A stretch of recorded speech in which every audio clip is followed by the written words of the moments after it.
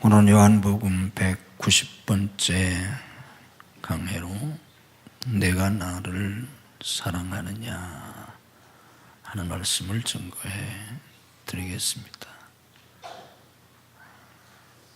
우리가 요한복음을 주일마다 이번 주에 190주일째 요한복음을 보고 있습니다.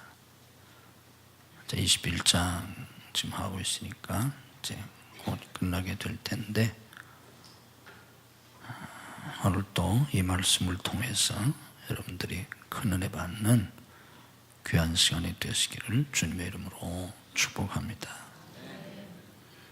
부활하신 주님을 만나 뵙고도 제자들은 디베라 바다, 갈릴리 바다로 고기 잡으러 갔습니다. 그 제자들을 주님이 찾아갔습니다.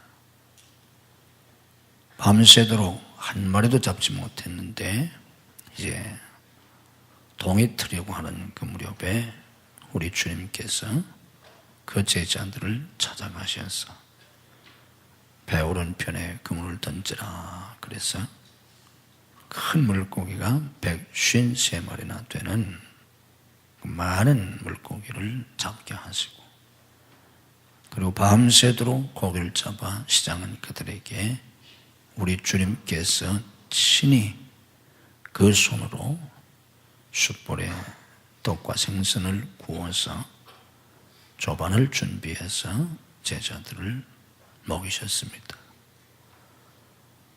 하나님이신 예수님, 하나님의 아들이신 예수님이 친히 그 철없는 제자들을 위해서 조반을 친히 준비하셔서 먹이시는 게 얼마나 놀라운 주님의 모습입니까? 그렇게 아침을 먹이신 후에 예수님께서 베드로하고 얘기하십니다. 베드로는 최후의 만찬석상에서 주님께서 너희가 다 나를 버린다 하실 때 난 절대로 주님을 버리지 않겠다. 다른 제자들이 다 주님을 버린다고 할지라도 저는 주님과 함께 죽을지언정 주님을 버리지 않겠다고 그랬던 사람입니다. 그런데 예수님을 부인합니다. 계집종 앞에서도 예수님을 모른다고 저주하고 맹세하면서 부인했습니다. 이제 그런 베드로와 주님이 1대1로 이제 얘기하게 된 겁니다. 그 주님을 1대1로 이렇게 만나게 되니까 베드로가 얼마나 속에서 죄송하고 또 부끄럽고 또 얼마나 마음이 또 걱정이 되겠습니까? 차마 얼굴을 들고 주님을 쳐다보지 못했을 겁니다. 또 주님이 뭐라고 말씀하실까? 조마조마하고 걱정이 많았을 겁니다. 자기가 한 짓이 있으니까 자기가 생각해도 너무 부끄럽고 정말 죄스러운 그런 마음이었을 겁니다. 그때 주님이 그 베드로에게 하신 말씀이 내가 나를 사랑하느냐 하는 말씀이었습니다. 우리 주님께서는 이 말씀을 무려 3번씩이나 하십니다. 내가 나를 사랑하느냐, 내가 이 사람들보다 나를 더 사랑하느냐. 주님께서는 베드로가 실수한 것, 주님을 부인한 것, 거기에 대해서 이런 반고도 하시지 않으셨습니다. 너 왜 그랬느냐? 왜 그때 그랬느냐?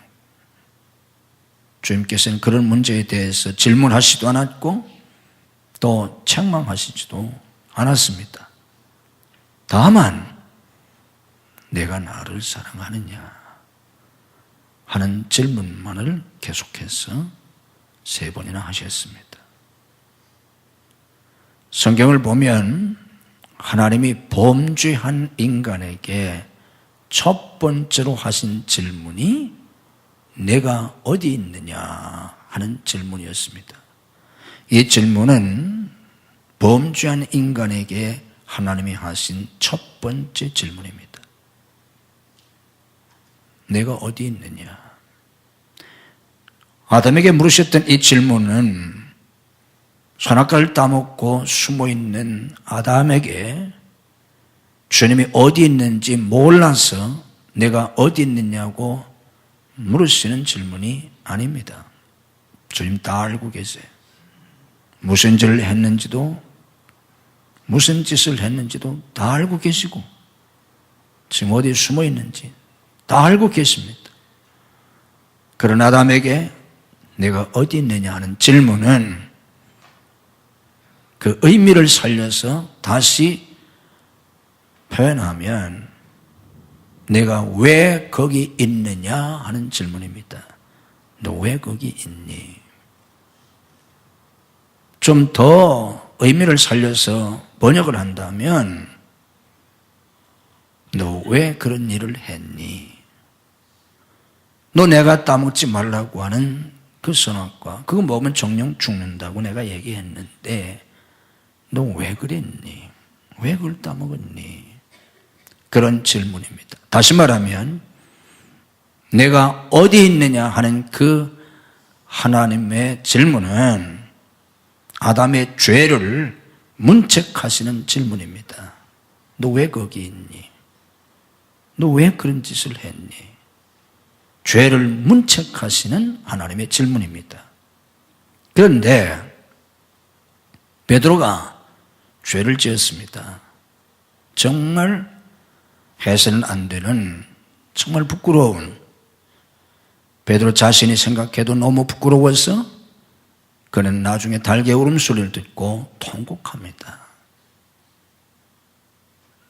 그런 베드로에게 주님께서는 그의 허물을 물으시거나 그 허물을 책망하시는 말씀이 아니라 내가 나를 사랑하느냐 하는 질문을 하셨습니다. 이 질문은 하나님이신 예수님이 인간에게 하신 마지막 질문입니다. 그러니까 우리가 이것을 정리한다면 하나님이 인간에게 하신 첫 번째 질문이 내가 어디 있느냐 하는 질문이었고 하나님이 인간에게 하시는 마지막 질문이 성도에게 하시는 마지막 질문이 내가 나를 사랑하느냐 하는 질문입니다. 우리도 다 베드로처럼 구원받은 성도이기 때문에 주님의 제자들이기 때문에 주님께서 우리에게 물으시는 최후의 질문도 내가 나를 사랑하느냐 하는 질문이 될 것입니다. 예수님께서 왜 이 질문을 하셨을까?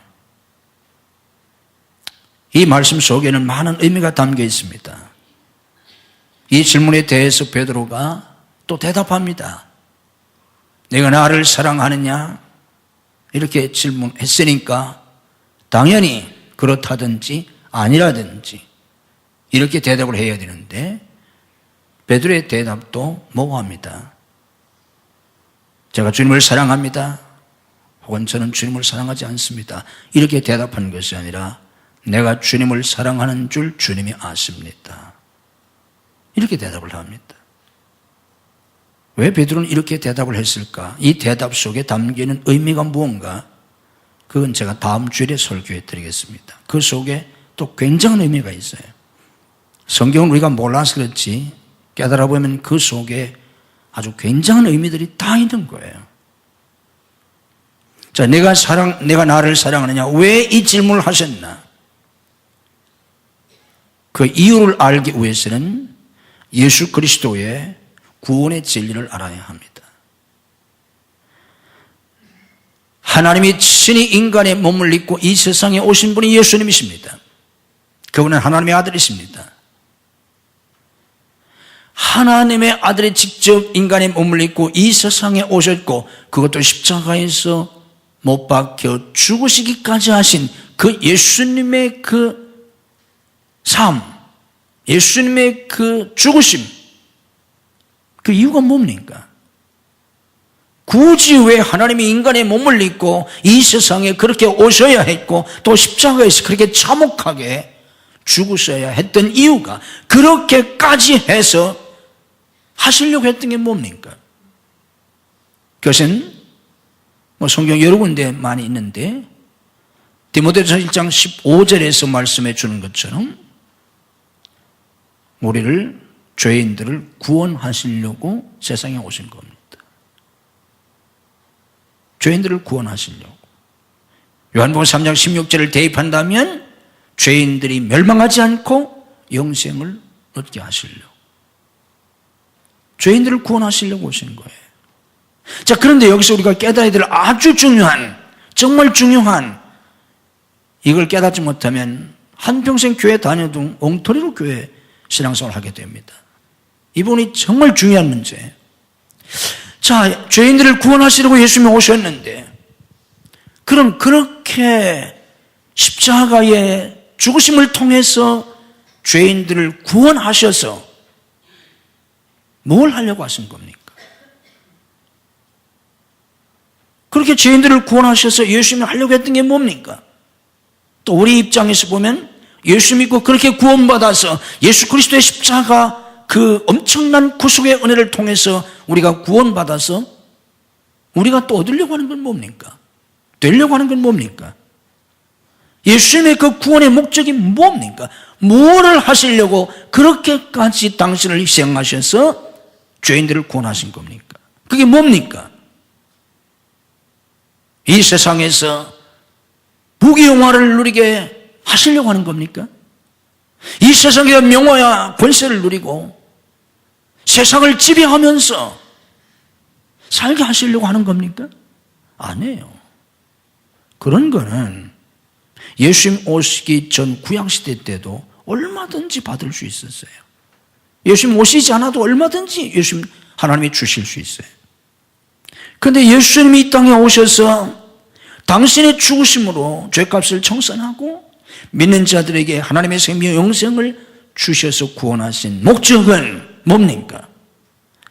하나님과 함께 살게 해주시려고 하는 거예요. 주님이 우리와 함께 사시려고. 그것도 몇백 년이 아니라 영원히 하나님과 함께 살게 해주시려고. 본래 하나님과 함께 살 수 있도록 하나님의 형상대로 지음받은 인간이 에덴 동산에서 하나님의 명령을 어기고 선악과를 따먹고 타락하지 않습니까? 그래서 에덴 동산에서 쫓아내버리지 않습니까? 그래서 하나님과 함께 살 수 없는 범죄한 죄인은 하나님과 함께 사는 것이 아니라 하나님께 가까이 나아갈 수도 없는 그런 상태가 되고 말지 않았습니까? 하나님께 가까이 가면 죽습니다. 그래서 하나님이 모세 때 시내산 위에 강림하셨을 때에 모세 외에는 아무도 그 근처에 얼씬도 하지 못하겠습니다. 만약에 하나님이 시내산 위에 강림해 계신데 산에 오른 자가 있으면 죽여버린다고 했습니다. 모세의 성막 때는 하나님이 지성소에 계셨는데 그 지성소는 제사장도 못 들어갔습니다. 거기 들어가면 죽습니다.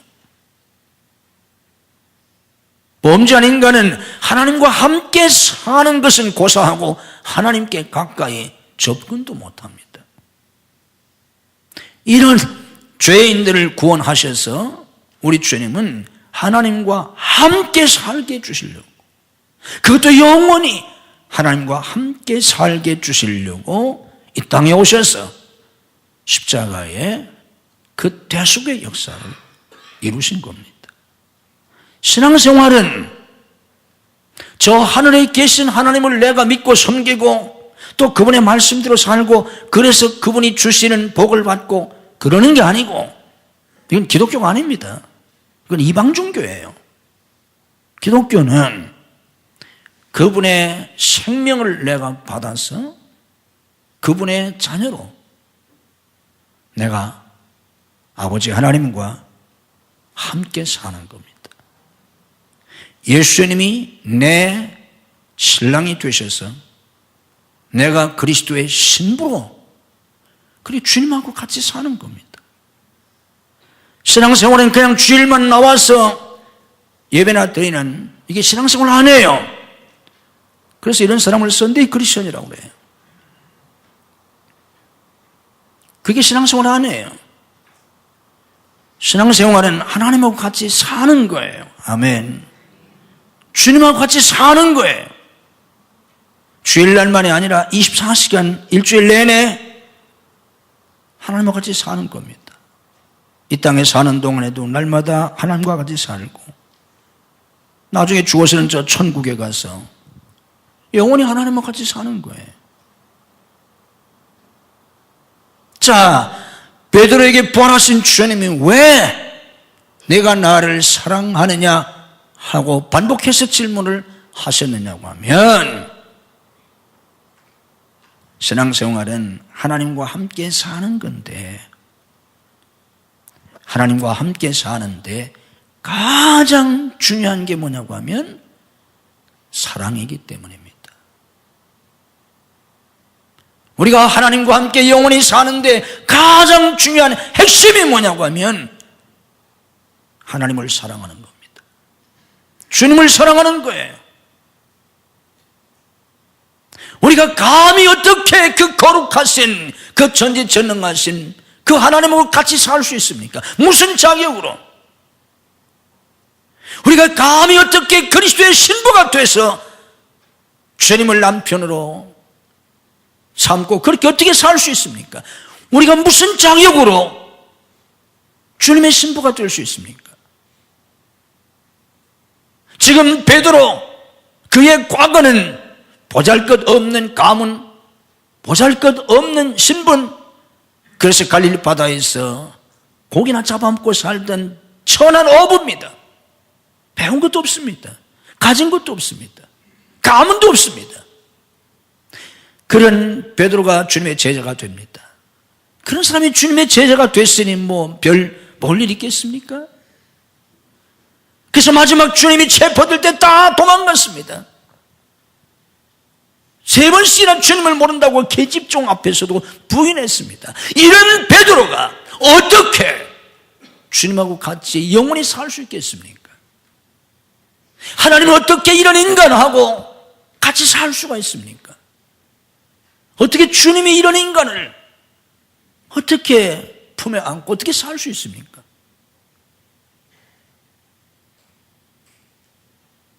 이런 인간이 바로 우리고 모든 성도들인데, 그럼에도 불구하고 이런 우리가 하나님과 함께 살 수 있는, 우리 주님과 함께 살 수 있는 단 하나의 조건은, 그럼에도 불구하고 내가 주님을 사랑하기 때문입니다.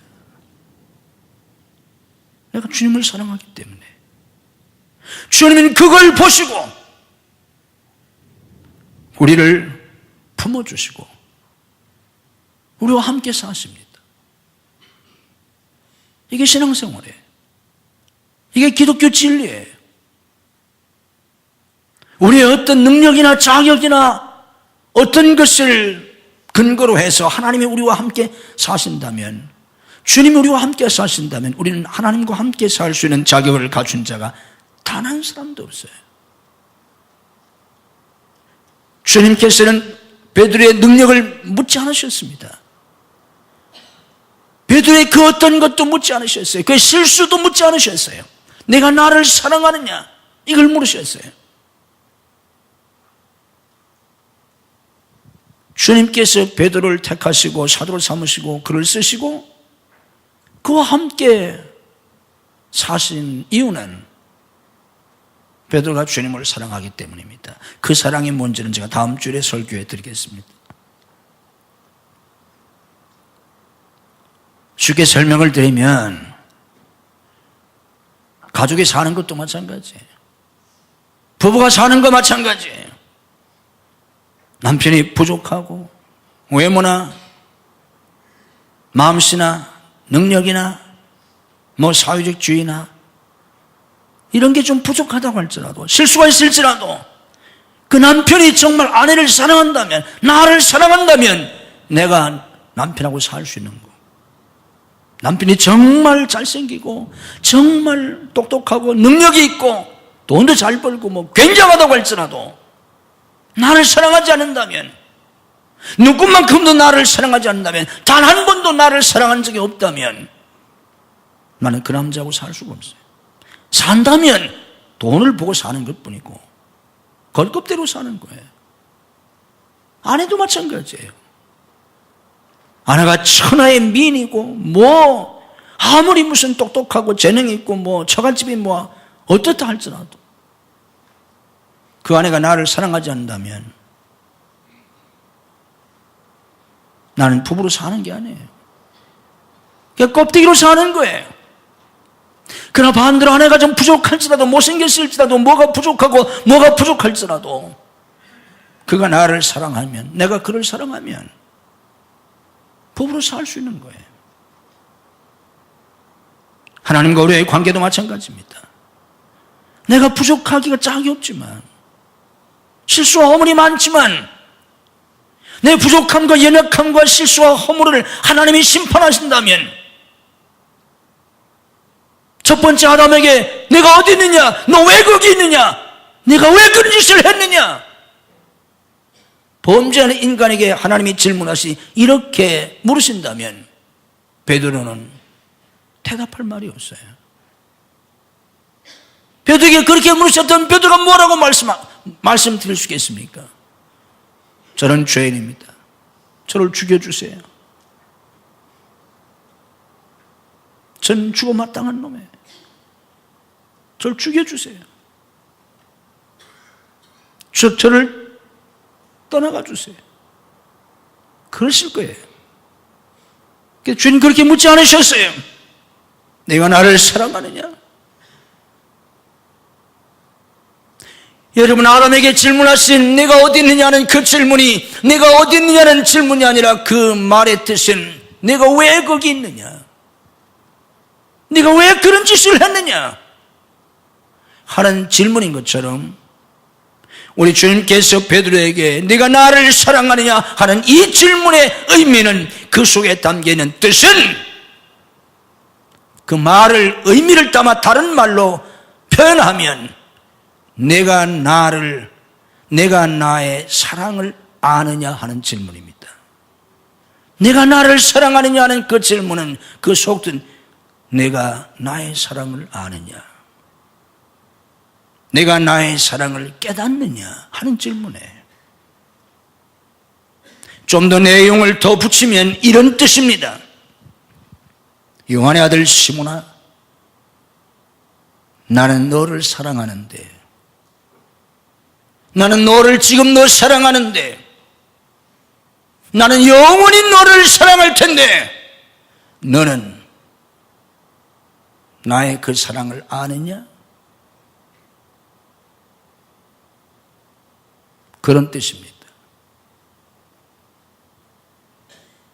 지금 베드로가 주님을 모른다고 그렇게 부인하고 1대1로 주님을 만났을 때 얼마나 두렵고 부끄럽겠습니까? 그 베드로를 향해서 주님은 나는 너를 지금도 사랑한다. 나는 너를 영원히 사랑할 거다. 베드로야, 네가 나의 이 사랑을 아느냐? 너는 나의 이 사랑을 깨닫느냐? 그 질문입니다.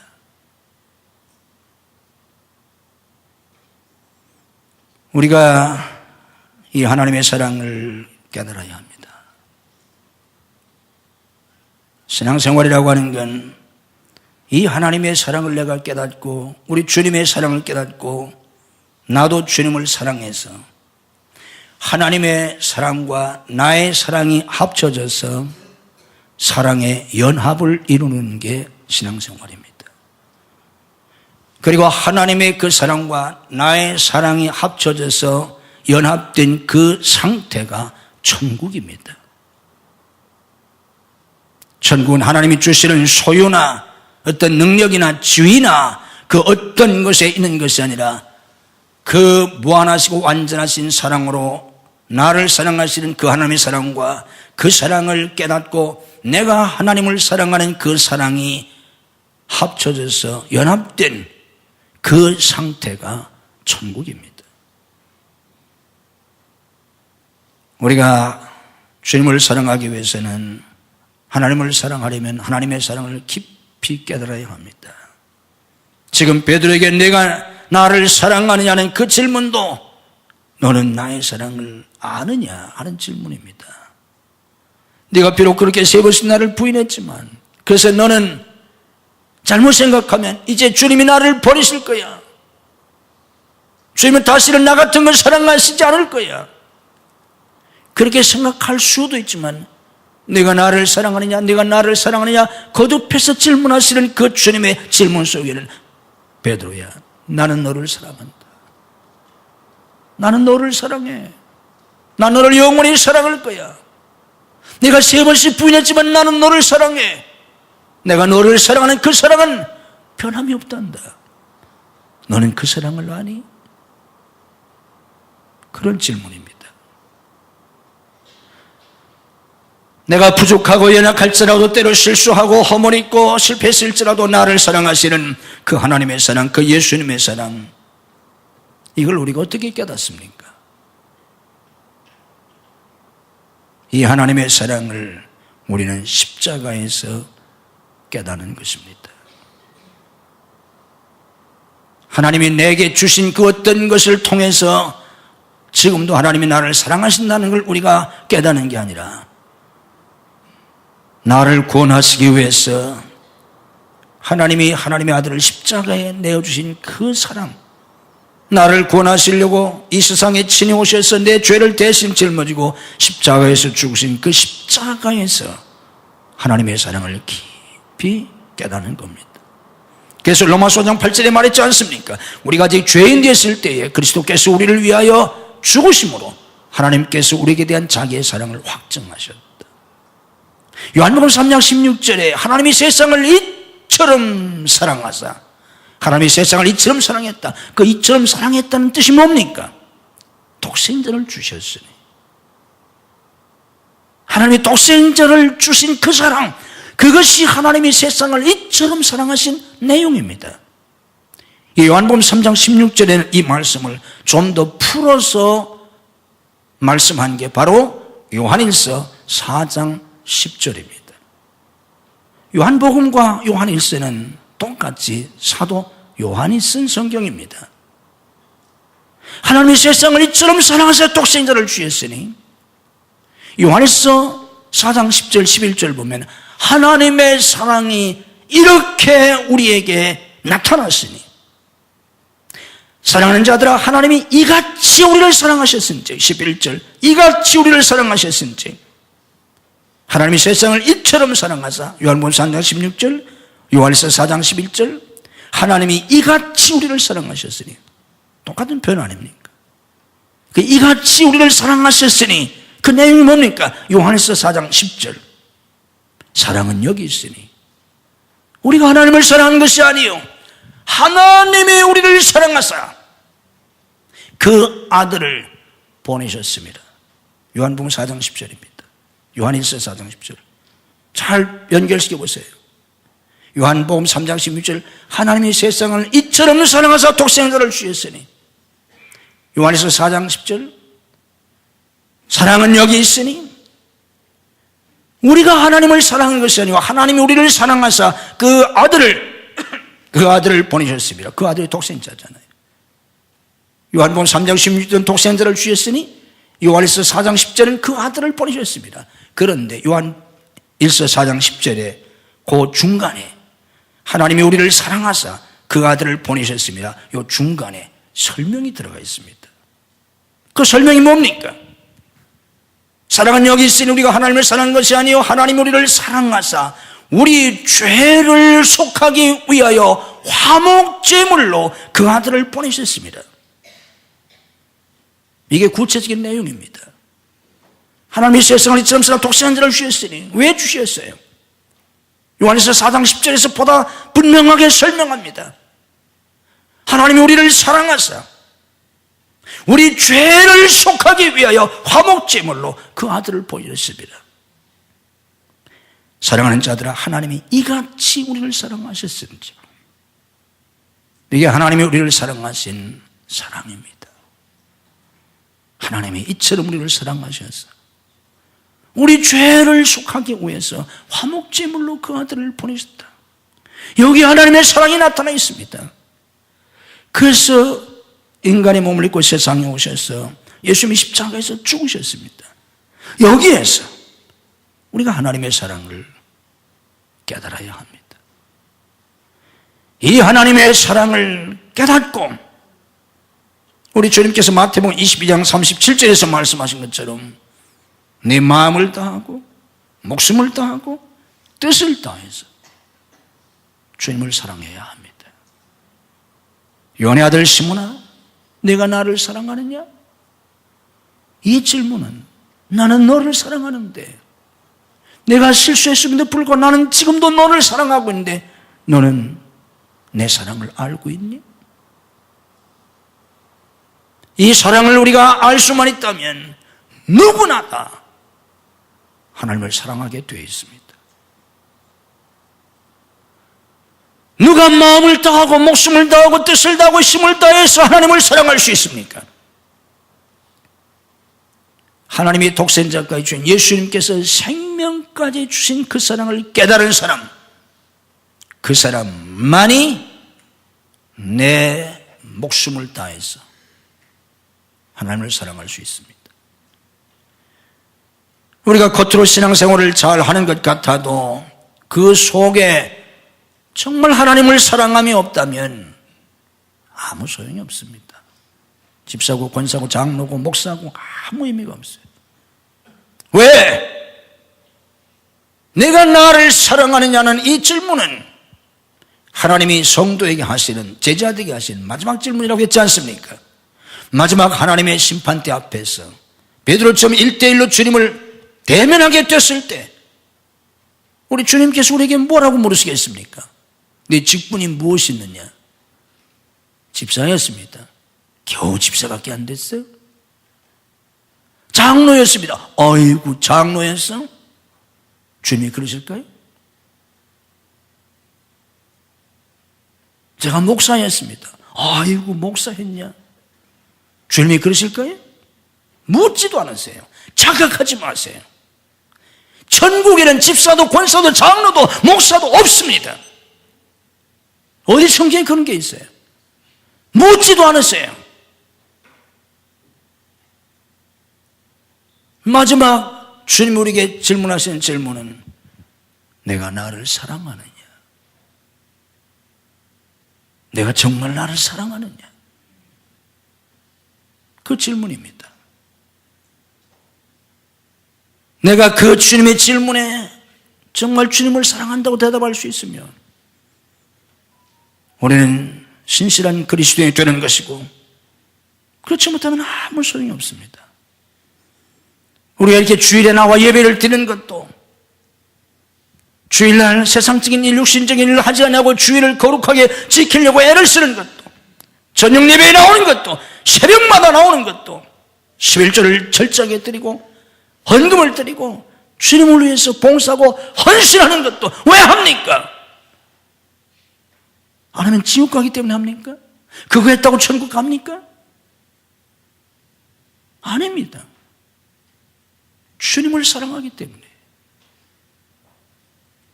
주님을 사랑하기 때문에 하는 것입니다. 율법에 매여서 하는 게 아니에요. 주님을 사랑하기 때문에. 주님께서 왜 베드로에게 내가 나를 사랑하냐고 질문하시고 대답했을 때 내 양을 먹이라, 내 양을 치라고 하셨겠습니까? 주님은 누구한테 주님의 양을 맡기겠습니까? 똑똑한 사람? 능력 있는 사람? 재주 많은 사람? 그들에게 주님의 일을 맡기실까요? 그들에게 주님의 양을 맡기실까요? 결코 그렇지 않습니다. 주님은 주님을 사랑하는 자들에게 주님의 일을 맡기십니다. 주님을 사랑하는 자들에게 주님의 양들을 맡기십니다. 우리 교회 안에는 세상적으로 그렇게 똑똑하고 잘나고 그렇게 돈 많고 그런 사람이 별로 없어요. 거의 교회마다 다 그래요. 잘난 사람들 다 세상에 있어요. 죄 지는 데 가보세요. 얼마나 잘생긴 사람들이 많은가. 똑똑한 사람 다 밖에 있어요. 돈 있는 사람도 다 밖에 있어요. 집사에서부터 목사까지 교회 안에 있는 사람들 다 별 볼 일 없어요. 그래서 실망하는 거예요. 장로들 보고 실망하는 거예요. 뭐 저런 사람이 장로가 됐나. 참 한심하다. 목사도 참 불쌍하구나. 예, 불쌍해요. 정말 불쌍한 게 목사예요. 저런 사람 목사를 세우고 그 밑에 가서 아멘하고 아이고 교인도 불쌍하구나. 맞아요. 교인들 불쌍해요. 그런데 여기 우리가 알아야 될 중요한 게 있어요. 목사도 장로도 권사도 집사도 다 우리는 부족해요. 정말 인간적으로 볼 때 한심스럽고 불쌍할 정도로 불쌍한 사람들이에요. 근데 왜 하나님은 우리를 택하시고 왜 우리를 목사를 삼으시고 왜 장로를 삼으시고 왜 집사를 세우시고 왜 그러셨을까요? 우리에게는 세상 사람들에게 없는 게 하나 있어요. 다른 사람에게 없는 게 하나 있어요. 그게 무엇입니까? 주님을 사랑하는 거예요. 목사는 별 볼 일 없어요. 목사보다 유능한 사람이 세상에 얼마나 많은지 몰라요. 그래도 왜 그들을 목사로 하나님을 삼으시고 왜 그들이 목사일을 하나? 뭘 가지고 하나? 그들 속에는 주님을 사랑하는 마음이 있어요. 저도 그래요. 제가 부족하기 짝이 없는 목사지만 그래도 제가 담대하게 말할 수 있는 건 제 속에 주님을 사랑하는 마음이 있어요. 세상 모든 걸 다 버리고 내가 주님을 사랑할 수 있는 마음이 있어요. 주님이 원하시면 내 생명을 얼마든지 내가 버리고 주님을 사랑할 수 있는 마음이 제 속에 있어요. 그게 특별한 거예요. 그것 때문에 저 같은 사람을 목사로 세우시는 거예요. 베드로야, 네가 나를 사랑하느냐? 내 양을 먹이라. 베드로야, 네가 잘할 수 있는 게 뭐냐? 할 줄 아는 게 뭐냐? 아무것도 없어요. 에이, 너는 안 되겠구나. 주님이 그런 거 묻지도 않으셨어요. 여러분이 부족할지라도 정말 주님을 사랑하는 마음이 있다면 훌륭한 장로예요. 훌륭한 권사예요. 훌륭한 집사예요. 그 정말 주님을 사랑하는 마음, 정말 마음을 다해서 주님을 사랑하는 마음이 없다면 다 가짜예요. 소용없어요. 주님이 그런 거 묻지도 않으세요. 그래서 베드로에게 이런 질문을 한 겁니다. 주님을 사랑하는 자들에게 주님은 주님의 일을 맡기십니다. 그리고 주님을 사랑하는 자들만이 그 일을 할 수 있어요. 고난이 있어도 핍박이 있어도 시험이 닥치고 상처를 받아도 때로 지치고 힘들고 그래도 왜 내가 주님의 일을 합니까? 주님을 사랑하기 때문에. 주님을 사랑하기 때문에 하는 거예요. 누가 하라고 해서 하는 게 아니에요. 누가 잘한다고 해서 하는 게 아니고 누가 욕하기 때문에 안 하는 게 아닙니다. 주님을 사랑하기 때문에 하는 겁니다. 주님을 사랑하기 때문에 주님을 사랑하는 그 마음으로 양들을 사랑하고 주님의 일을 사랑하면서 하는 거예요. 그런데 우리가 깨달을 할 중요한 기독교의 진리가 뭐냐고 하면 이게 내 힘으로 할 수 없다는 겁니다. 내 힘으로 하나님의 사랑을 깨달을 수가 없어요. 내 본래의 본성과 내 인격으로 주님을 사랑할 수가 없어요. 그래서 엉터리 교인들이 그렇게 많은 거예요. 교회 100년 다니도 소용없어요.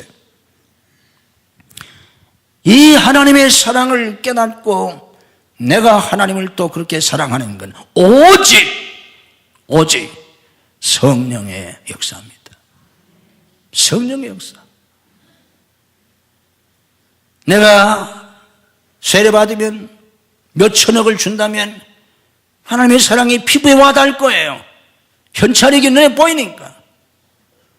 2000년 전 저 갈보리 십자가에서 죽으신 예수님이 나를 사랑하신다는 사실을 내가 어떻게 알겠어요? 어떻게 그게 와닿겠어요? 예수님 보지도 못했는데. 성령께서 임하실 때 내가 그 진리를, 그 사랑을 깨닫게 됩니다. 여러분이 착각하지 말아야 될 건 성령의 첫 번째 열매가 갈라디아 5장 20절에 있는 말씀처럼 성령의 첫 번째 열매가 사랑입니다. 성령이 진짜 내게 임하시면, 진짜 내가 성령으로 충만하면 첫 번째가 사랑입니다. 무슨 뜻입니까? 우리는 성령의 능력을 받아서 능력을 행하고 귀신을 쫓아내고 안전벨을 익히고 소경을 눈뜨게 하고 죽은 자를 살리고 초자연적인 역사를 일으키고, 그 대단한 것 같아요. 물론 대단하지 않은 건 아니에요. 그러나 그것보다 훨씬 더 중요한 게 있어요. 성령이 오셔서 우리가 하시는 첫 번째는 그런 거 아니에요. 부자 되는 것도 아니에요. 꼴찌하던 아이가 1등하는 것도 아니에요. 꼴찌하다 1등은 대단하지만 그렇게 대단한 게 아니에요. 예수 안 믿는 애들도 얼마든지 1등이에요. 정말 중요한 건 뭡니까? 성령이 진짜 내게 임하시면 내가 하나님의 사랑을 깨닫게 된다는 거예요. 예수님의 십자가 사랑을 내가 깨닫게 된다는 거예요. 아멘. 이게 성령이 하시는 첫 번째래요. 진짜 하나님을 만난 사람들이 다 예수 그리스도의 십자가 구속의 사건을 믿게 됐어요. 주님이 나 같은 것을 죽어주셨다고, 하나님이 나 같은 것을 구원하시려고 독생자를 보내주셨다고, 웬일인가 웬 말인가. 그래서 주님 앞에 눈물을 흘리고 통곡하는 거예요. 이게 하나님을 만난 사람들의 방언을 하는 게 중요하지 않아요. 물론 방언 논사 중에 하나예요. 하지 말라는 얘기가 아니에요. 방언 백날 하면 뭐 하겠어요? 하나님의 사랑을 깊이 깨닫지 못하면 우리는 꽹과리에 지나지 않아요. 이미 고린도서 13장에서 다 말씀했지 않습니까? 정말 성령을 받게 되면 하나님의 사랑을 깨닫게 돼요. 나를 위해서 죽어주신 게 믿어지게 돼요. 그 사랑에 감격해서 웬 말인가 나를 위하여 주도록 하셨나. 이 벌레 같은 나를 위해서 주님이 그 고난 당하셨나. 자기의 죄를 회개하고 이제 주님을 믿고 살겠습니다. 주님을 사랑하겠습니다. 주님께 내 몸을 드리겠습니다. 저도 그래서 목사가 됐어요. 주님을 사랑한다고 고백하지 않을 수 없어요. 내 몸을 주님께 드리겠다고 고백하지 않을 수 없어요. 내가 주님을 위해서 살겠다고 고백하고 결심하고 소원하지 아니할 수 없어요. 이게 성령의 첫 번째 역사예요. 이게 성령이에요.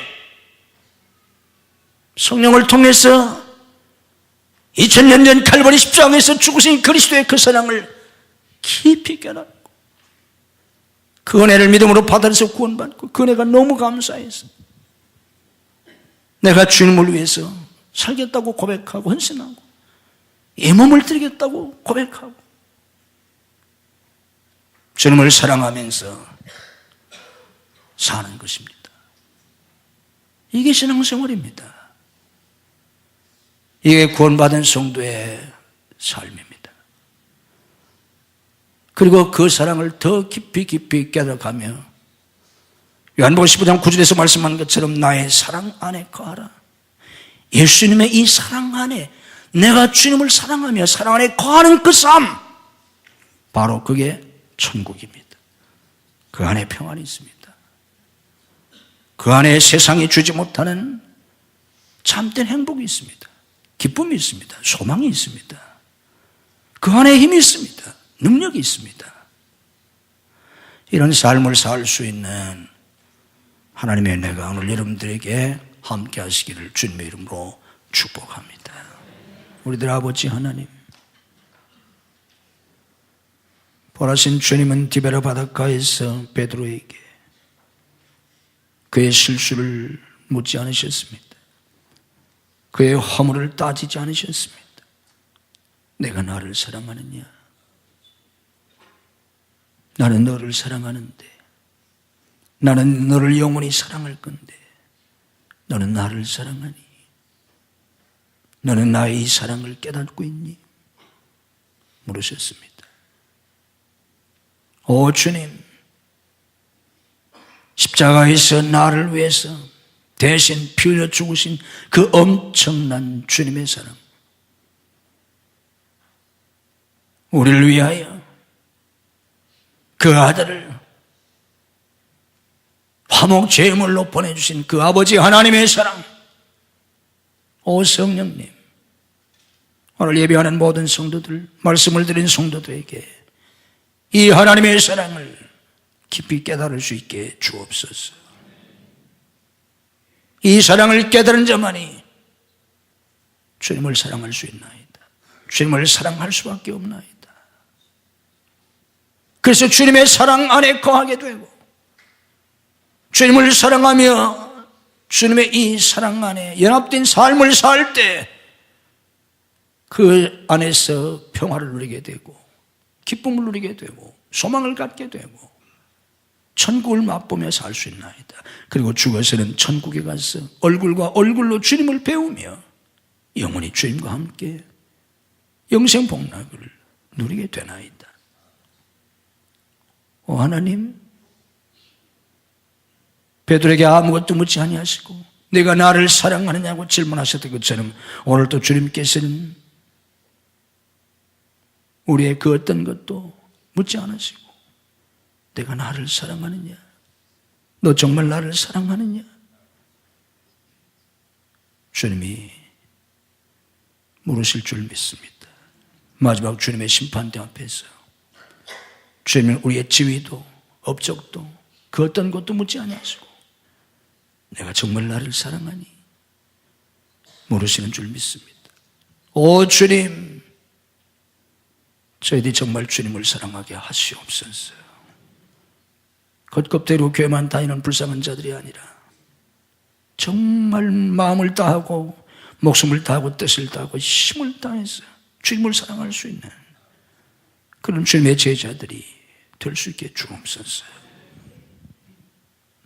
내 생명도 아낌없이 주님께 드릴 수 있도록 주님의 사랑을 그렇게 깊이 깨닫도록 성령께서 역사해 주시옵소서. 주님을 사랑하기 때문에 내가 주님의 일을 하며 주님을 사랑하기 때문에 예배를 드리고 봉사하고 헌신하며 주님을 위해서 살아갈 수 있는 저희들이 되게 해 주옵소서. 오늘 또 주님께서 성령으로 침임제하셔서 저희들에게 안수하시고 하늘의 지혜와 총명과 명철과 계시의 영으로 충만케 하셔서 하늘의 진리를 깨닫게 하시고 말씀 속에 감추인 비밀을 깨닫게 하시고 믿음으로 받아들이고 살아갈 수 있게 하옵소서. 주님의 보혈로 저희들을 씻어주시고 하나님의 빛으로 저희들을 감싸주시고 천군 천사나 울타리를 삼아 지켜주시옵소서. 믿음으로 가슴에 손을 씁니다. 주님의 피 묻은 수로 안수하셔서 우리의 모든 죄와 우리의 모든 허물, 우리의 모든 상처들, 우리의 모든 탐욕, 우리의 모든 교만과 열등감, 우리의 모든 죄악들을 씻어주시옵소서. 주님의 성령으로 하나님의 빛으로 우리의 심령을 충만하게 채워 주시옵소서. 오늘도 내 영혼과 마음과 육신을 치유하시고 강건케 해 주옵소서. 믿음으로 아픈 곳에 손을 얹습니다. 아픈 가족들을 대신해서 손을 얹습니다. 이 시간도 주님이 우리를 치유해 주시옵소서. 내가 나사렛 예수 그리스도 이름으로 명하노니 우리를 괴롭히는 모든 병만은 다 물러갈지어다. 예수님의 이름으로 치유될지어다. 예수님의 이름으로 건강이 회복될지어다. 예수님의 이름으로 새 힘을 얻을지어다. 역사해 주시옵소서. 가정마다 속히 인가구도 시켜주셔서 온 가족이 하나님을 섬기며 복받고 쓰임받게 하시고 자녀들을 축복해 주셔서 어렸을 때 신앙생활 잘하게 하시고 하나님 앞에 복받고 쓰임받는 자녀들이 되게 해 주시옵소서. 믿음을 주시옵소서. 말씀의 은혜를 주시옵소서. 간구의 영을 부어 주시옵소서. 거룩한 꿈을 주시옵소서. 복된 사람들을 붙여 주시옵소서. 환경을 열어 주시옵소서. 공부하는 학생들에게 학업의 문을 열어 주시고 진학의 문을 여시고 유학의 문을 열어 주시옵소서. 취업의 문을 여시고 사업의 문을 열어 주시옵소서. 결혼의 문을 여시고 태의 문을 열어 주시옵소서. 사역의 문을 열어 주시옵소서. 예수님의 이름으로 열릴지어다. 역사해 주시옵소서. 성도의 지정과 사업을 붙들고 축복해 주셔서 믿음으로 사업하게 하시고 기도하며 사업하게 하시고 때마다 일마다 도우시는 성령의 역사 속에 형통하고 창대케 되고 주와 복음을 해서 세계 선교를 위해서 쓰임받고 열매를 맺게 해 주시옵소서. 우리 사역에 풍성한 열매가 맺히게 해 주시옵소서. 믿음으로 하나님 앞에 예물을 드립니다. 믿음으로 11조를 드리며 감사한금, 선교금, 구제한금, 건축원금, 해외 성전 건축은 꿈을 드립니다. 주님께서 기뻐 받으시고 하늘과 땅의 복으로 금시와 내세의 복으로 자녀 후손의 복으로 삶의 형통함과 사역의 풍성한 열매로 믿음의 명문가를 이루도록 하나님의 은혜와 복을 넘치게 부어 주시옵소서. 아버지 앞에 나와 예배드릴 모든 성도를 축복해 주옵소서. 병상에 있는 성도를 찾아가셔서 능력의 손으로 일으켜 주시옵소서. 출타있는 성도를, 해외에 나가는 가족들, 군문에 나가는 아들들, 유학생들을 지키시고 축복해 주옵소서. 믿음이 연약하여 주를 송수하지 못하는 성도들에게 주를 송수할 수 있는 믿음을 더하여 주옵소서. 이 한 주간도 주님의 주시는 은혜와 축복이 넘치는 복된 한 주간이 되게 해 주옵소서. 예수님 이름으로 축복하며 기도하옵나이다. 아멘.